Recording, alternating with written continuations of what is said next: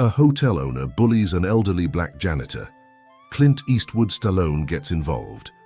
The first time Mary Lewis felt the weight of her invisibility, she was standing in the service corridor of the Grand Liberty Hotel, mop in hand, watching. The wealthy guests streamed past without a glance in her direction. It wasn't the lack of acknowledgement that bothered her. It was how, after 10 years of cleaning these halls, she had become as invisible as the dust she removed daily. Outside, rain tapped against the floor-to-ceiling windows of the grand lobby, a rhythm familiar to anyone who had spent years in this East Coast city. Her eyes drifted momentarily to a small photo tucked into her uniform pocket. Her daughter Eleanor's high school graduation 2 years ago. Elena's smile, bright and hopeful, a reminder of why Mary worked 60-hour weeks, why her hands were calloused and her back perpetually ached. Mary was 46, a hotel housekeeper, with hands that bore the gentle strength of someone who had scrubbed and polished and folded her way through life. Her dark hair, now streaked with silver she couldn't afford to hide, was pulled back in a practical bun. The only vanity she allowed herself was a small silver pendant, a gift from her late mother that hung around her neck hidden beneath her uniform. The service elevator arrived, startling her back to the present. She had 20 minutes before the morning staff meeting, where Carol Green, the head of housekeeping, would assign the day's duties. The heaviness of invisibility followed Mary as she gathered her cleaning cart, as if it had become a permanent companion over the years. Her phone buzzed, a text from Eleanor. "Need to talk to you tonight. Important." 6 words shouldn't make a heart stutter. Mary stared at the message, trying to decode what lay beneath its simplicity. Eleanor, now in her 2nd year at the State College, rarely reached out mid-week with such urgency. "Everything okay?" Mary typed back. 3 dots appeared, disappeared, then reappeared. "Yes, just need to see you." Mary slipped the phone into her pocket, the weight of worry settling alongside her invisibility. Something was shifting in her carefully constructed world, and she wasn't sure what might come next. Lisa Carter leaned against the housekeeping station, checking her assignment sheet for the day. At 28, she carried herself with the optimistic energy of someone who still believed hard work would eventually be rewarded. Her blonde hair was pulled into a ponytail, and despite the early hour, her smile remained bright and genuine. "You look like you're carrying the world on your shoulders this morning," Lisa remarked as Mary approached, sliding her time card into the clock. "Just worried about Elena," Mary admitted, already reaching for her own assignment sheet. "She wants to talk tonight, says it's important." Lisa nodded sympathetically. "I'm sure it's nothing bad. Maybe she met someone special." "Maybe," Mary said, though her instincts told her otherwise. She glanced at the assignments, noting she'd been given the West Wing suites, including the presidential suite, which had hosted some VIP the night before. "Looks like I've got the disaster zone today." "Lucky you," Lisa grinned. "I heard whoever stayed there had quite the party." "Oh, speaking of parties, did you hear about the big charity event this weekend? Dignity and Work, or something like that, supposedly celebrating the hotel staff." Mary couldn't help the small, bitter laugh that escaped her. "Like last year's event? Where we worked double shifts and weren't even allowed to sit at the tables." Lisa's smile dimmed slightly. "Well, maybe this year will be different. I heard the owner himself is hosting it." "Robert Kingsley doesn't care about the staff," Mary said quietly. "We're just machinery to him, replaceable parts." Before Lisa could respond, Carol Green's sharp voice cut through their conversation, announcing the start of the meeting. The moment dissolved as they moved into the familiar routine of their workday, each knowing their role without discussion. It wasn't until hours later, when Mary was surveying the wreckage of the presidential suite, that she realized how right she'd been about the disaster zone. Empty whiskey bottles littered every surface, food had been ground into the imported carpet, and the distinctive smell of expensive cigars hung in the air like a cloud. "Good Lord," Lisa whispered, stepping into the room behind Mary. "It looks like a frat party for millionaires." Mary sighed, already rolling up her sleeves. "Let's start with the bathroom. It's usually the worst." They had just begun sorting through the chaos when the door swung open with unexpected force. Robert Kingsley himself stood in the doorway, impeccably dressed in a tailored suit that probably cost more than Mary earned in 3 months. At 55, he had the well-preserved look of a man with access to the best of everything: food, clothing, medical care, and the arrogance that often accompanied it. His cold gaze swept over the room before landing on Mary and Lisa. "This room should have been cleaned hours ago," he said, his voice sharp with disdain. "What exactly have you been doing all morning?" Mary straightened, keeping her expression neutral, despite the indignation flaring in her chest. "We just arrived, Mr. Kingsley. The room was already in this condition."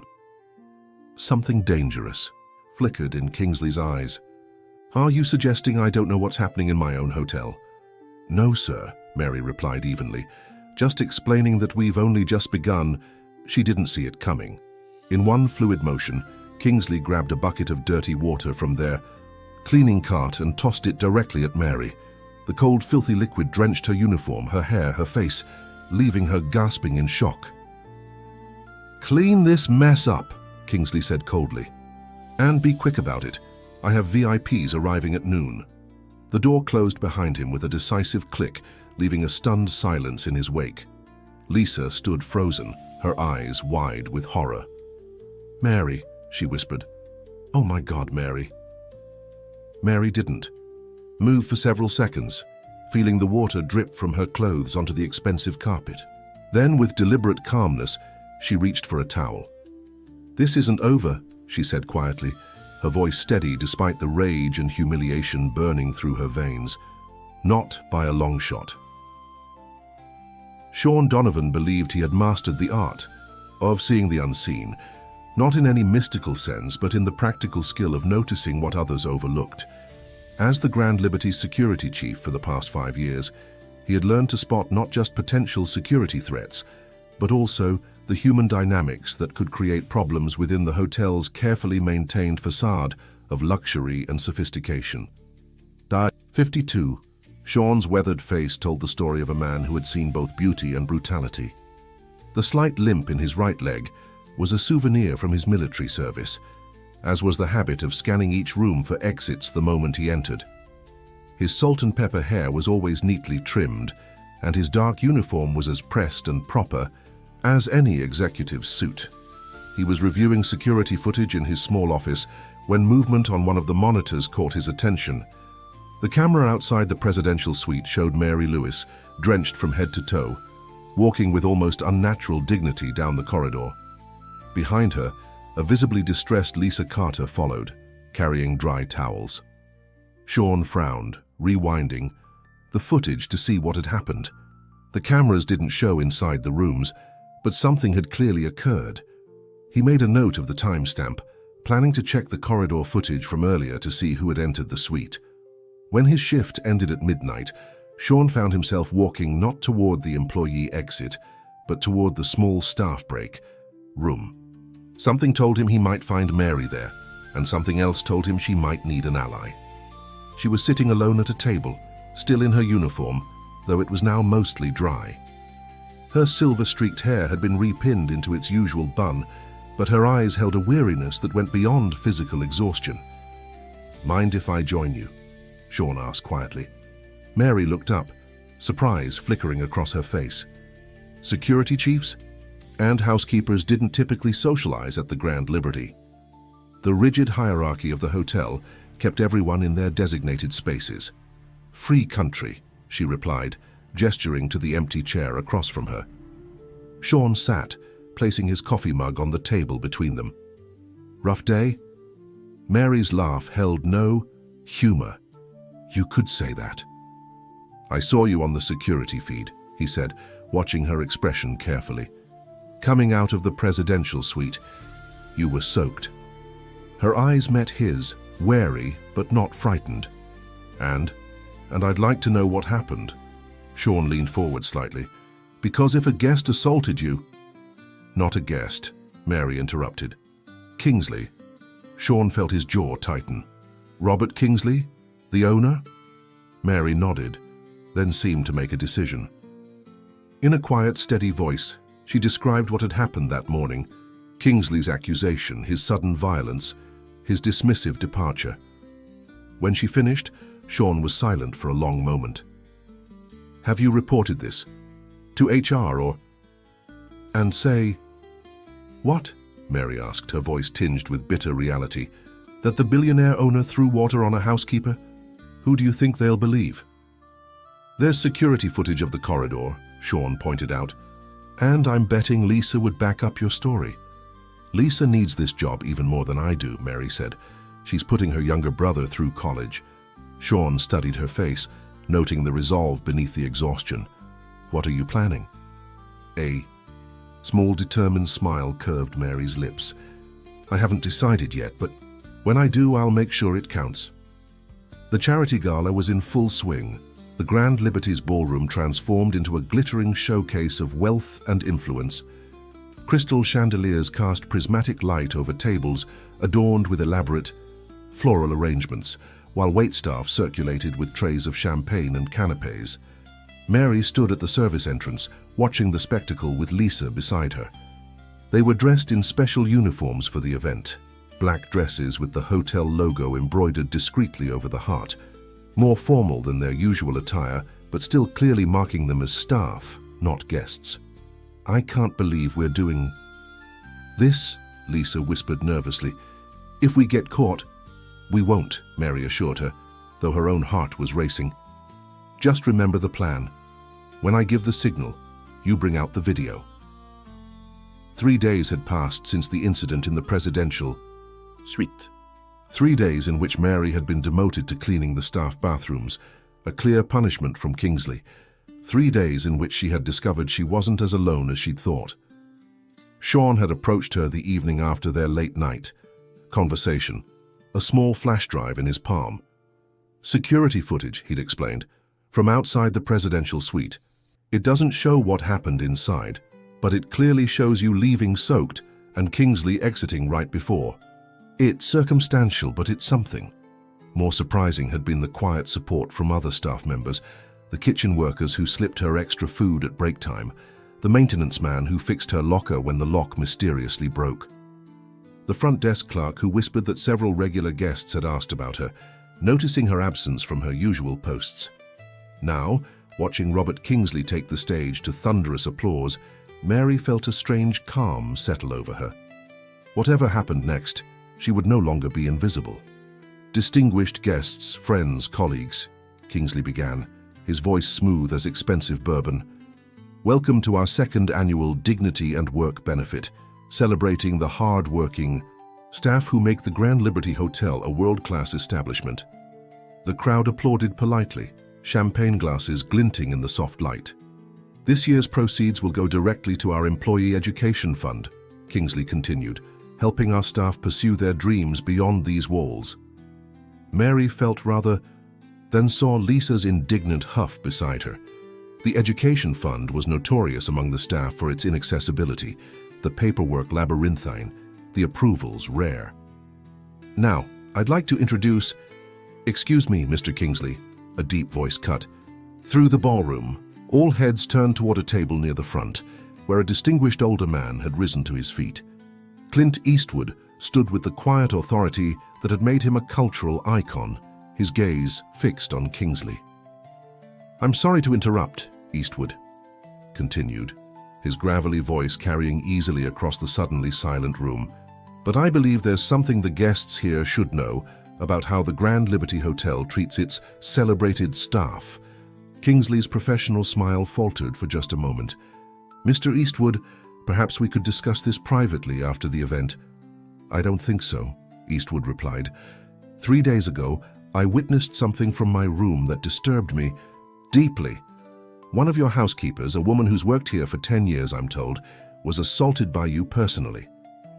A collective gasp rippled through the crowd. Guests exchanged shocked glances, while the staff along the walls stood frozen in disbelief. Kingsley's face hardened. "That's a serious accusation, Mr. Eastwood, and completely unfounded." "Is it?" Eastwood turned slightly. "Mary Lewis, are you here?" Mary felt Lisa's hand squeeze her arm in support. Drawing a deep breath, she stepped forward into the ballroom. "I'm here," she said, her voice stronger than she expected. All eyes turned to her. Hundreds of wealthy, influential people suddenly focused on a housekeeper they'd walked past without seeing for years. "Tell them what happened," Eastwood encouraged gently. Mary looked directly at Kingsley, whose face had gone pale with fury. 3 days ago, I was assigned to clean the presidential suite. When Mr. Kingsley arrived, he was angry that the room wasn't already clean, despite the fact that we had just begun our work. When I attempted to explain, he took a bucket of dirty water and threw it at me. Then he ordered me to clean it up and left. The silence in the ballroom was absolute. Then slowly murmurs began to spread from table to table. "This is ridiculous," Kingsley sputtered. "The word of a housekeeper against mine? Do you know who I am?"